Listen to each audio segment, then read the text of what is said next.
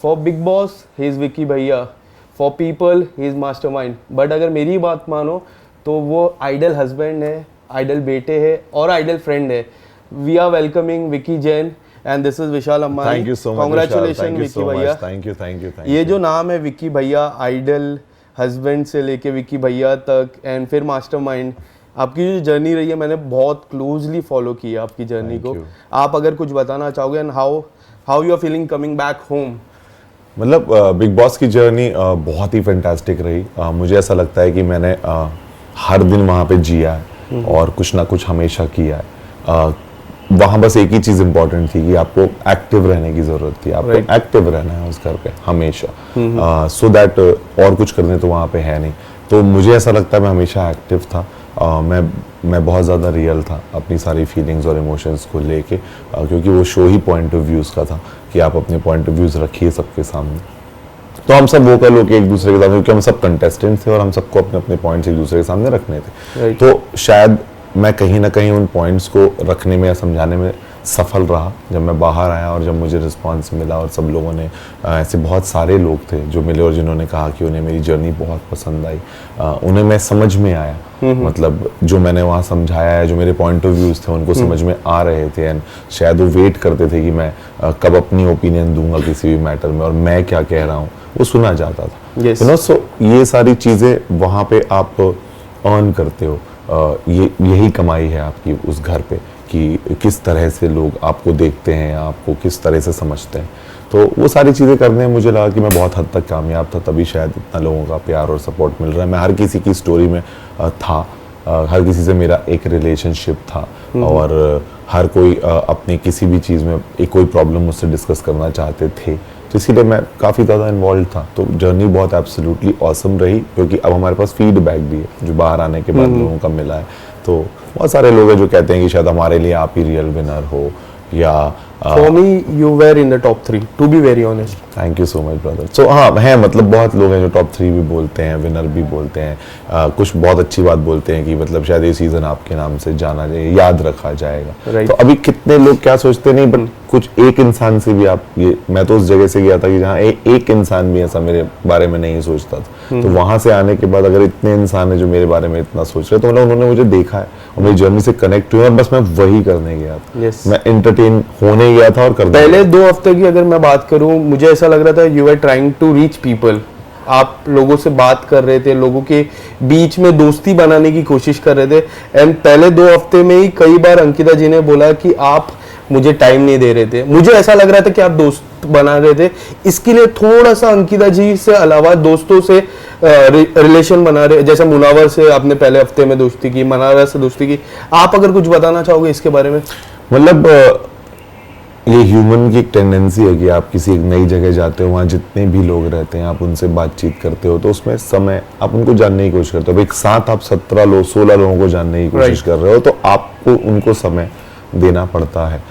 फिर आप उनकी स्टोरी में इन्वॉल्व हो जाते हो, फिर आप घर की चीज़ों में इन्वॉल्व हो जाते हो। अब अंकिता और मैं दोनों जन साथ चल रहे हैं, बट कहीं ना कहीं हर किसी का चीज़ें करने का तरीका अलग होता है। अंकिता का अपना तरीका था, मेरा अपना तरीका था। तो हम दोनों जब करते थे तो उस टाइम पे शायद मैं इतना ज़्यादा उस चीज़ में फोकस था और कहीं ना कहीं मैं अपने रिलेशनशिप में कम फोकस था, जिसकी वजह से वो बैलेंस मेरा क्रिएट नहीं हो पा रहा था। और एक्चुअली मैं समय वहाँ ज़्यादा दे रहा था गेम को या लोगों को, या बिकॉज वहाँ गेम है क्या, वहाँ कुछ गेम है नहीं, वहाँ सिर्फ लोग हैं, उनसे आपके रिश्ते हैं, उनसे आपकी बातें हैं, उनसे आपके मतभेद हैं, ये गेम है। तो अगर आप लोगों के साथ ही नहीं रहोगे तो फिर आपका फिर आप हो ही नहीं ना गेम में, आप कहाँ हो फिर गेम में। तो मैं उस चीज में क्लियर था डे 1 से, और अंकिता भी उस चीज में क्लियर थी, बट उसका करने का तरीका अपना था, मेरा करने का तरीका अपना था।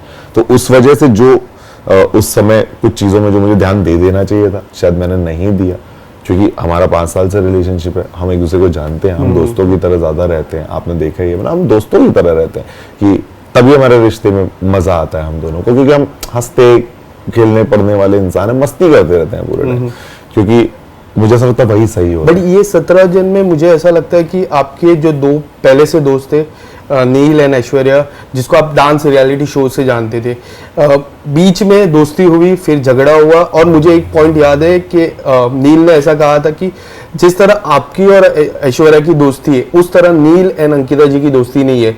मैंने कई बार देखा कि आप हंसी मजाक करते हो, वो लोग की कोई प्रॉब्लम रहती है तो आप जाते हो, बट उसके बाद जिस तरह से ग्राफ इस तरफ से इस तरफ गया, वो दोस्ती के बारे में क्या कहना चाहोगे? और एक लास्ट में टास्क हुआ था कि किसको अपनी पार्टी में नहीं बुलाते हो, हाँ। तो उसमें भी नील एंड ऐश्वर्या का नाम आया। आप अगर कुछ बताना चाहोगे, ये जो फ्रेंडशिप का ग्राफ इधर से इधर कैसा आया? मतलब नील ऐश्वर्या को एक पिछले शो से मैं जानता हूँ, और उसके बाद हम लोग साल भर में 2 बार मिले होंगे, तो बहुत कोई गहरी दोस्ती जिसमें उम्मीदें हो वैसी दोस्ती हम लोग की नहीं थी। इतनी ही दोस्ती थी कि हम एक दूसरे को उस घर में यहाँ 17 अनजान लोगों में हम 2 लोगों को जानते हैं। करेक्ट। वो वाली फीलिंग थी। उसके बाद जैसे जैसे अब क्योंकि आप 17 लोगों से मिले हो, तो वहां पे अगर आपका जिससे जमने लग गया, अगर किसी और से जमने लग गया, तो उसके साथ आप समय देने लग गए, तो आप इनको समय मान लो नहीं दिया या नहीं दे पा रहे थे, या हम लोग अलग अलग लोगों से ही घुल मिल रहे थे, तो अपनी चॉइस थी सब लोगों की। तो हमारा कभी ऐसा कुछ रिलेशन उनके साथ कभी उस शो में, उस बातों में था कि पहले से जानते जो बार बार वो कहते थे, लेकिन अल्टीमेटली उस जगह से हमने क्या पहचान एक दूसरे के साथ बनाई, वो मैटर करती है। और वहां पे हम लोग इतने क्लोज थे ही नहीं, तो मेरा बहुत ज्यादा गेम या फोकस या मेरा कभी कोई चीज उनको छोड़ के ही था। मतलब मैं उनसे कभी उतनी कम्युनिकेशन रखता नहीं था, लेकिन कभी मुझे ऐसा लगता था कि जबरदस्ती वो बहुत परेशान हो रहे हैं उस भावना से, या उन लोग को बहुत तकलीफ है, उन लोग को अच्छा नहीं लग रहा है, तो मैं अपनी तरफ से जाके बोल देता था, भाई चलो इस तरीके से नहीं रहते, कोशिश करते हैं अच्छे से रह लेते हैं। तो मैंने हमेशा ट्राई किया, बट वो चीज नहीं हो पाई, बिकॉज दोनों की पर्सनालिटीज थोड़ी हम लोग से अलग हैं, वो अलग सोचते हैं, उनकी जरूरतें अलग हैं। इसके अलावा अगर हम बात करें, Chhattisgarhi moms are very positive about child. मेरी मम्मी भी छत्तीसगढ़ से है, मुझे पता है। जितने भी बाहर वीडियोस आए आपने देखे होंगे, एंड कई लोग कह रहे कि आपकी मम्मी को कास्ट करना चाहिए as a mother in law में, जो सास रहती है। आप बताना चाहोगे, she was very positive about you. Ankita ji के बारे में भी काफ़ी सारी बातें की। आपने कुछ कहा उनको घर के आने के बाद कि ये चीज़ अगर आप नहीं कहते, क्या ये चीज़ आपने सही कहे? आपको कौन सा पॉइंट ऐसा लगा कि ये सही था आपकी मम्मी की तरफ से और ये गलत पॉइंट था? मम्मी वाले चीज में जो उनका इमोशन है उनके बेटे के लिए, बस वही सही इसके लिए मैंने कहा पॉजिटिव अबाउट यू, बस वो सही है। बट शब्द जो कहे गए वो सही नहीं है। कि देखो, कभी भी कोई प्रॉब्लम को कि आज मेरी फैमिली है, उनकी फैमिली, हम दोनों से जुड़ी हुई है, मुझसे और अंकिता से। आज हम दोनों शो के अंदर, वो सब हमें देख पा रहे हैं कि प्रॉब्लम हो रही है, बट उनको पता नहीं है, ना वो हमसे पूछ पा रहे हैं, ना बात कर पा रहे हैं, उनको समझ में नहीं आ रहा है। तो उनके जो रिएक्शंस निकल रहे थे, वो शब्दों में उस तरह से नहीं निकलने चाहिए थे, बट वो निकल रहे थे क्योंकि उनको एक अपने बेटे के लिए एक भावना आ रही थी। तो दोनों ही चीजें अपनी अपनी जगह कहीं ना कहीं सही है, बट वो शब्द बिल्कुल भी सही नहीं थे, जो इसलिए थे कि वो हमसे मिल नहीं पा रहे थे। जब से हम वापस आए तो कम शब्दों में सारी बात हो गई। मतलब आधी प्रॉब्लम्स तो हमसे मिल के सब वापस आ गए, बच्चे अपने घर आ गए, वो फीलिंग ही आधी सारी समस्याओं को खत्म कर देती है।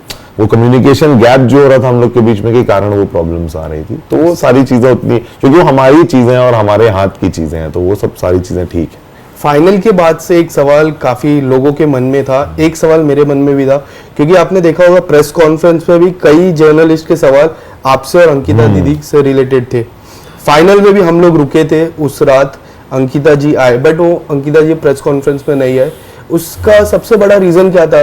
काफी लोग का कहना है कि वो डिसअपॉइंट थे, वो फोर्थ पे आए, उसके लिए डिसअपॉइंट थे, टॉप 3 में नहीं आए, उसके लिए डिसअपॉइंट थे। आप क्या कहना चाहोगे इस पर? नहीं, मुझे ऐसा लगता है कि यार 105 दिन जब आप उस घर में रह के निकलते हो ना, आप बहुत एग्जॉस्ट हो चुके होते हो। पहले तो आपको बहुत एक थकान होती है, क्योंकि आप वहां से निकलते जब अपने परिवार से मिलते हो और वो फीलिंग में आप आ जाते हो, तो आप थोड़ा सा मतलब इनके साथ हो जाते हो। तो अंकिता को उस दिन एक्चुअली जेन्युइनली वो बहुत ज्यादा थक गई थी, 2-3 दिन से उनके रिहर्सल्स, डांस, सब सारी चीजें चल रही थी, तो she was not feeling well. तो जैसे ही वो आई, उसकी एनर्जी वहीं से ड्रॉप ही चल रही थी। तो उसके बाद वो आई, वो सिर्फ थकी हुई थी और कोई रीजन नहीं था कि वो नहीं करना चाहती थी उस दिन इंटरव्यू। वो बहुत थकी हुई थी, उसने बोला मेरी तबीयत खराब लग रही है, मैं नहीं कर पाऊंगी, इसलिए उसने रिक्वेस्ट की कि मैं इसको थोड़े दिन बाद कर लूंगी। तो ये बस, बाकी उस टाइम वो जो फीलिंग रहती है ना, वो रिजल्ट वाली, वो अंदर जब घर के अंदर रहते हो ना, उस लाइन में जब खड़े होते हो 4 लोग के साथ, सबसे ज्यादा डर आपको तब लगता है, लेकिन जैसे रिजल्ट आ जाता है ना सामने और आपको पता होता है आप यहाँ से जा रहे हो, तो पूरा मूड आपका चेंज हो जाता है। पहले बहुत डर लगता है जब आप 3 लोग के साथ खड़े हो, 2 के साथ खड़े हो, 5 के साथ खड़े हो, वो मोमेंट उस घर के सबसे खतरनाक मोमेंट थे जब आप खड़े होते थे। एक छोटा सा फन सेगमेंट कर लेते हैं बिफोर एंडिंग अप। कार्ड्स आप खेलते हो? बिल्कुल। हाँ, तो मैंने कार्ड्स नहीं है यहाँ पे, बट कुछ चिट्स तैयार किए, एंड इस चिट्स में जो भी आता है, अगर किंग आता है, क्वीन आती है, आपको बताना है घर का कौन वो सदस्य है और क्यों। ठीक है। 5 कार्ड्स आपके सामने है। पहला कार्ड क्या आता है? किंग। किंग। घर का बादशाह कौन है आपके हिसाब से? घर का बादशाह मेरे हिसाब से मैं था। ओके। हाँ, क्योंकि मैं हर किसी की स्टोरी में था, मेरी लोग वहाँ बात सुनते थे, जो बहुत एविडेंट था। मुझे एक सर्टेन अमाउंट ऑफ रिस्पेक्ट भी वहाँ मिलता था मेरी समझदारी के लिए, मतलब वो मैंने कमाई थी। And people used to listen you. बस वो मेरी, मतलब वो जो मैंने उस घर में घुसने के बाद बनाया था, उस चीज को देख के लोग मुझसे जुड़े रहते थे। तो फॉर अ किंग, और कई बार अनाउंसमेंट में बोला भी गया कि विक्की भैया के शिष्य, उनके अंडर में 12 लोग, 14 लोग, तो ये सारी बातें मेरे लिए ही कही गई है इस शो में। तो मुझे ऐसा लगता है किंग तो वही होता है जो सब चीजें मैनेज कर सके, सब चीजें संभाल के चल सके। 4 और कार्ड है। क्वीन। क्वीन।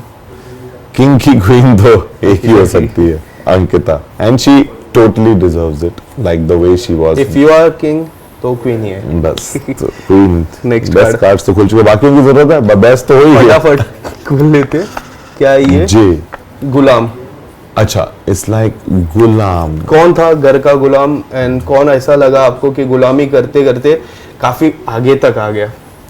मतलब मुझे ऐसा लगता है कि गुलाम में मुझे अरुण भाई भी लगते हैं बहुत हद तक, क्योंकि मैंने हमेशा गेम में ये चीज़ बोली कि अरुण भाई, सभी लोग उनसे एक सवाल पूछते थे आके, सारे जोक्स भी उनके उस बात पे बनते थे कि आप साइड से ये, मतलब आपने ऐसा जेन्युइनली इतना किया है क्या? क्योंकि आप 5 हफ्ते की जर्नी में उनको बोला गया कि आप ज़्यादातर, तहलका भाई अब तक घर पे थे, दोनों जन सोते रहते थे एक दूसरे के साथ।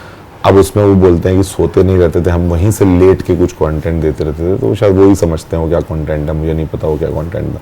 और उसके बाद की उनकी जो जर्नी थी उसमें भी उन्होंने, मतलब वो एक, कभी नील भाई, कभी विक्की भाई, कभी मुनव्वर और अभिषेक के दोस्ती, मतलब बस बहुत एविडेंट था, मतलब और वो शब्दों से बोल के, मतलब वो एकदम अपना साइड चेंज करते थे, तो वो फायदे उठा के, मतलब साइड से निकल गए, उनको किसी ने थ्रेट माना नहीं, सब आपस में लड़ते रह गए और वो साइड से निकलते। Last 2 cards. जोकर। जोकर कौन है घर का जोकर आपके हिसाब से?